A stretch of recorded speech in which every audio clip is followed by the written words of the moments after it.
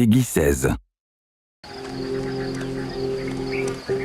The way our brain functions and the way we think is changing with every generation. Oh, move! Move your character. Run. Oh. I tried. Oh. We are constantly evolving. It's just, it's not flashy. It's not like, hey, my head's got twice as big. Okay, it's not like that.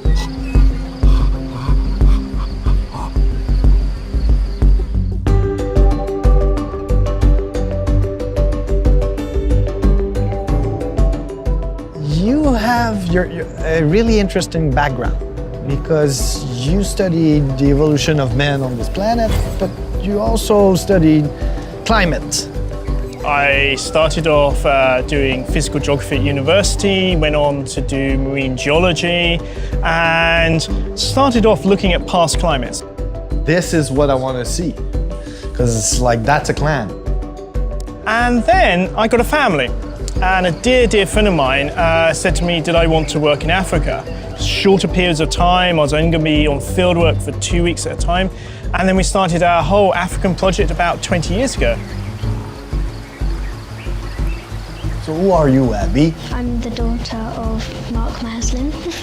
But maybe you can try to help her out because you played a little bit. But don't listen to anything he says because he's not really good. And what would be the biggest, you think, trigger for evolution? It is all about the change of the environment and the stress. At the beginning of your game, you had this beautiful rainforest, and that's what would have been in Africa about 10 million years ago. It was flat, lots of forest, lots of diversity. Oh. Yeah, you went a bit, let's jump! And then what happens is that there was a hot spot, rises up very slowly. And the way I explain it, it's a bit like making an apple pie.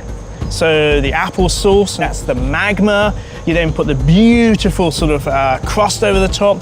And I'm a bad cook, so you leave it in too long, it rises up beautifully, and then it cracks, and it forms one big crack, all the apple sauce bubbles out.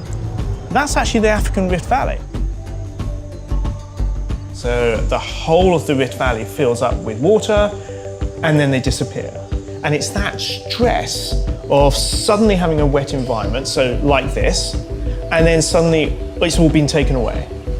And the most important thing, I think, for brain expansion is when the lakes disappear, they don't go straight away. They die, they expand, they die, expand. And it's about 2,000 years before they actually finally go. Look around.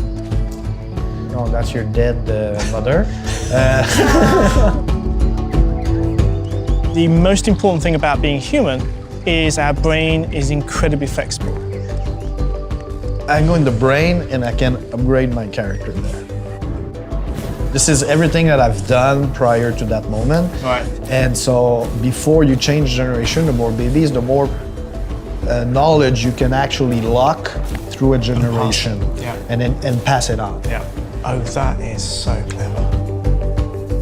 So in our childhood, most of the neurons aren't connected, and it's the environment and it is the stimulation and the society we get born into that locks in all the neurons and takes 14 to 15 years before we can start to function in society.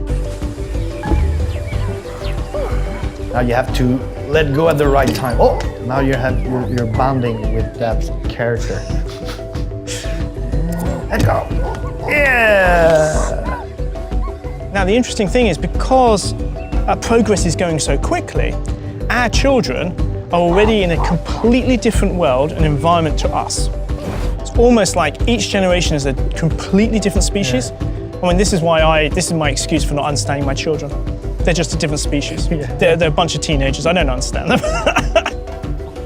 The science in it is brilliant. The way that they actually think about it, the way they've actually read our work and actually then said, well, hang on, what do they really mean? Evolution is like this sort of like chaotic, random, you have to find things, you have to be curious and all of this. And that, he's encapsulated, I think, better human evolution than any of the science texts that I've read. And were you frightened when you were in Africa? No, not really. I was more scared playing the game when they would jump out at you than being in Africa. It's quite scary.